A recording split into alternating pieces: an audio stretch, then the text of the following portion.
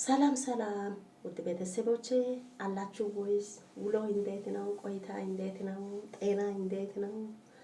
መግባት መውጣት ሁሉ በጌታ ሰላም ነው? እግዚአብሔር ይመስገን እኔ ጋር ሁሉም ሰላም ነው። ጌታ ስም ይባረክ። ዛሬ ደግሞ አሁን ይዤ የመጣሁት ምን መሰላችሁ? አንዳንድ ጊዜ በእውነት ኑሮ ያጃጅላል መሰለኝ። እንግዲህ ለኔ አልገባኝም ጌታም እጅ ምን አይታ ነው ወይ ምን ሰምታ ነው ብላችሁ አታስቡ። እኔ ስላየው ነው ጌታን ስላየው በቃ ደስ ብሎኝ ለሳቅ ይመቻል እንደዚህ አይነት ነገር እና እሱ ምንድን ነው ካላችሁ ልንገራችሁ። እናንተ በጉጉት እንዳትጠብቁ፣ እንደውም በጉጉት ብቻ ልትሞቱ ነው እንግዲህ። እና ምን መሰላችሁ በቁም ነገር ማለት ነው አንዳንድ ጊዜ ያስቃል ደግሞ ያሳዝናል። እሱ ምንድን ነው ካላችሁ አይደለም እኛ ያለነው የሰው ቤት ነው። ምን በላው ምን ጠጣው ምን ተኛው ምን ቀሳቀሰው ሁሉ የማዳም ቤት ነው። እንደዚህ እየሆነን ከማዳም ባለቤትም ይሁን ከባሏም ጋር ይሁን በልጆቹ ጋር ከልጆቹ ጋር ይሁን እንደውም ወይኔ በላቸው አማርኛ እንዴት እየሆነ ነው የትየቴ ነው እና ግራ ስለተገባው ነው እንደዚህ ያልኩት። እና አትሳቁ። እና እውነት የእውነት ነው እኔ ለማውራት የፈለኩት እውነት ነው። የሆነ ልጅቷ አረብ ሀገር መጣች። ከመጣች በኋላ የሴትዮዋ ባል ጋር ፍቅር ትጀምራለች። ያው ሲመጣ ጊዜ እነኚህ ነጮች ማለት ነው ፊታቸውን ያያሉ። አንቺ ኮስተር ካልሽ አጠገብ አይደርሱም። አንቺ ኮስተር ካልሽ አጠገብ አይደርሱም። ዞር ብሎ ማያዩ። ግን አንቺ መጠሽና ወዲያውኑ ሲቀሽ ወዲያ ብለሽ ከሱ ጋር ፊቱን ካሳይሽ ወይስ ፊትሽን ካሳይሽ አይለቅም፣ ቢሞትም አይለቅም። በጣም አስቸጋሪዎች ናችሁ። በጣም አስቸጋሪዎች ናችሁ። እቺት ልጅ ምን ሆነች? ሄደች ስራ ጀመረች። ከጀመረች ወደ አንድ ሳምንት ምናምን ሲሆን ሴትዮዋ ራስ ናት። ከዛም እሷ በራሷ ክፍል ውስጥ ነው የምተኛት። ሰውየው ምን ሆነ? ልጅቷ ስራውን ጨርሳ ለመተኛት ስትሄድ እሷን ተከታትሎ ፎቅ ይወጣል። ሰው ሁሉ ከተኛም በኋላ እሱ ምን ይሆናል? ሲጋራ እየጫሰ ፎቅ ይቀመጣል። ፎቅ እዛ ሳሎን አለ ይቀመጣል። ሰውየው ምን ይሆናል? ማታ ማታ ወደ ልጅቷ ጋር ሄዶ ኮሾሮ ደግሞ ቺፕስ ምናምን ገዝቶ ለሷ ይሰጣታል። ማታ ማታ ማለት ነው። ያላምዳል ማለት ነው። ራሱን ያላምዳል። ከዛም በኋላ እንደዚህ የሆነ አንድ ቀን በሴትዮዋ ፊት ልጅቷ ሻይ ለሱ ሻይ ከሰጠች በኋላ እጁን እንደዚህ ያደርጋል። የሷ እጅ ሻይ ወሰደ። ሻዩን ወስዶ የሷ እጅ እንደዚህ አድርጎ በአንድ እጅ ይዞ የሷ እጅ እንዲህ ያደርጋታል። እንደዚህ ያደርጋታል። ይሄ ማለት ምን ማለት ነው? በጣም ጥንቃቄ ያስፈልጋል። ጌታን በጣም ጥንቃቄ ያስፈልጋል። ቀልድ አይደለም። ከዛም በኋላ ልጅቷ ከሱ እጅ ነቅላ ወስዳ ራሷ ክፍል ውስጥ ገባች። በቃ ሀሳብ ውስጥ ነው የገባችው። ሰውየው ምን ፈልጎ ነው ምን ሆኖ ነው ብላ በጣም ደነገጠች። ከዛም ወዲያውኑ ወደ እኔ ጋር ደወለች። አማሩ ይሄ ነው ምን ማለት አለብኝ? ምን ማድረግ አለብኝ? ቤቱን ልቀይር ወይስ ለሴትዮዋ ልንገር ወይስ ምን ልሁን አለች። ቋንቋ አትችላትም፣ አዲስ ናት። ከዛም ለኔ ነገረች። ምንም አትበይ፣ የሱ ስልክ ቁጥሩ አለ አልኩኝ። አው አለ አለችው። ስጪኝ አልኩኝ፣ ወሰድኩኝ።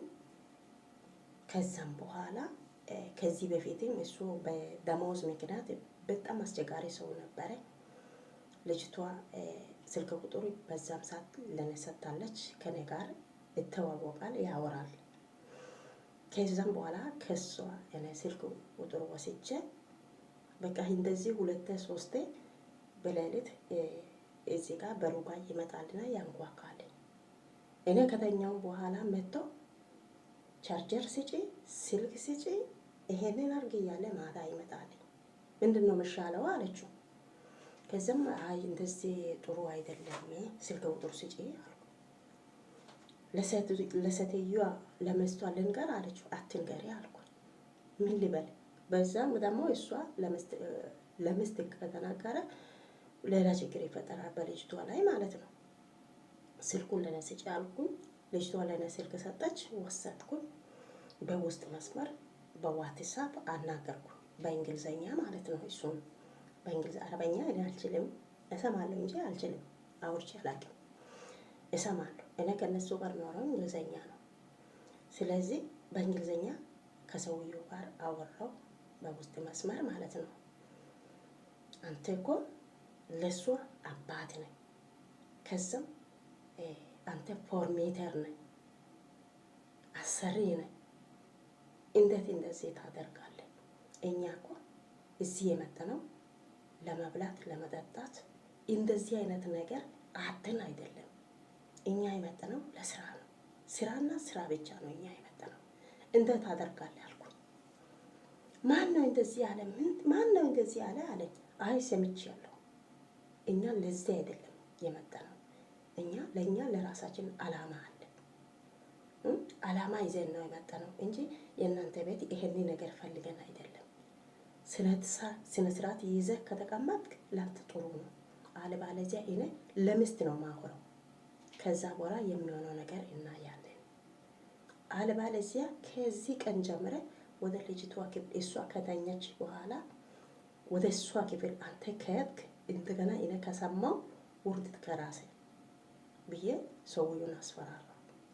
አለበለዚያ ይኸው ስልክ ቁጥሩን ይኸው የሚስት ስልክ ቁጥሩ ይኸው ቀጥታ ለሷ ደውዬ ያንተ ሁኔታ ሁሉ ያንተ አክሽኑን ለሷ እነግራታለሁ።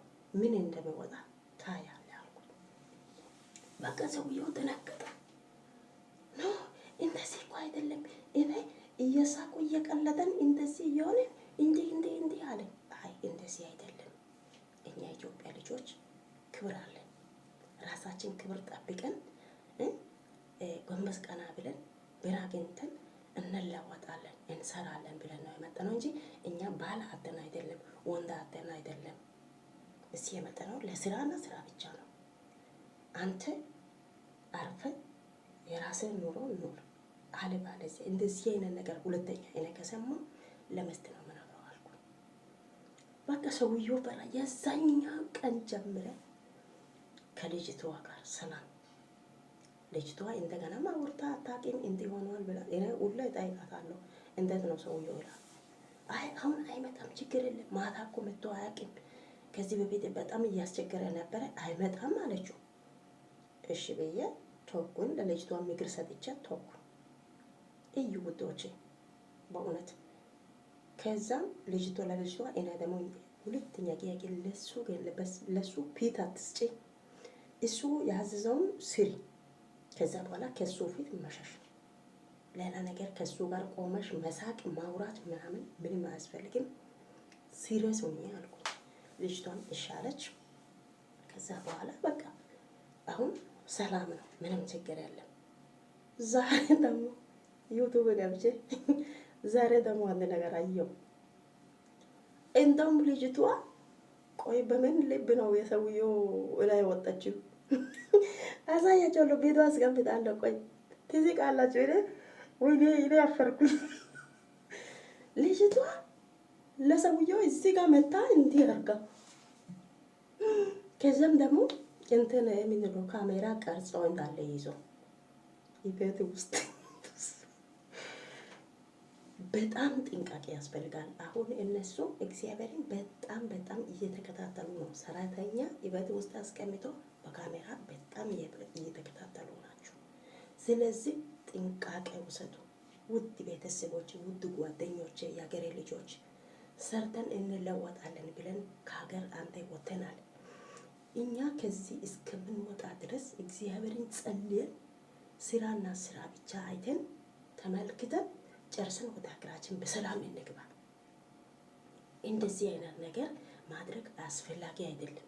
እሱን ወንድ አተን አይደለም እዚህ የመጣ ነው፣ ወይ ባል አተን አይደለም እዚህ የመጣ ነው። አላማና አላማ ብቻ ይዘን የመጣ ነው። ምን አይነት ነገር ነው? በጣም አፈርኩ፣ እግዚአብሔርን በጣም አፈርኩ።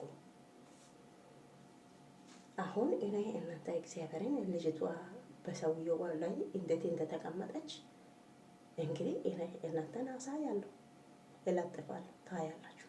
ጌታ በጣም ነው አፈርኩት። እግዚአብሔር አምላኬው ለስራ ብለን ወጥተን ከዛም የነሱ ምግብ እየበላን የነሱ ውሃ እየጠጠን የነሱ ቤት ውስጥ እየኖረን እንደዚህ አይነት ነገር እንዴት ይደረጋል? በእውነት አንዳንድ ልጆች ምንድን ነው ይሄ አይሰራም እንዴ? ያለበት ቤት ቦታ የት እንደሆነ ነው የማናቅ። ምን አይነት ማይም ሰው ነው? ቆይ እንደዚህ አይነት የሚሆነው ለነገ ግራ ገባን ነገር ይሄ ነው። ለነሱ ፊት ከሰጣችሁ አይቶም አንዴ አንቺ ኮስተር ጋሽ ወደ አንቺ ጋር አይጠቀም፣ በጭራሽ አይጠቀም፣ በጭራሽ አይጠቀም። ደግሞ አንቺ ከሴትዮዋ ጋር አንቺ ፊስ ከሆንሽ በቃ ሴትዮዋ ሁሉም ነገር ትገዛለች፣ ታመጣለች፣ ምስጢሩን ታወራለች። በቃ ፌስ ትሆናለች። እንደ ጓደኛ ነው የምትሆናት። ጌታን እንደውም ለምን የማይሆን ነገር ለምን እናወራለን? ለምን መጥፎ እናስብላለን? ጌታ መጀመሪያ ምንድን የምሰራው ስራው ይህን ሁኔታ ሁሉ ኮስታራ ሆነሽ ከሴትዮዋ ጋር ፈገግታ ብቻ አሳይተሽ ወደ ባል ይሁን ልጆቹም ይሁን በተለይ ትላልቅ ልጆች ያለበት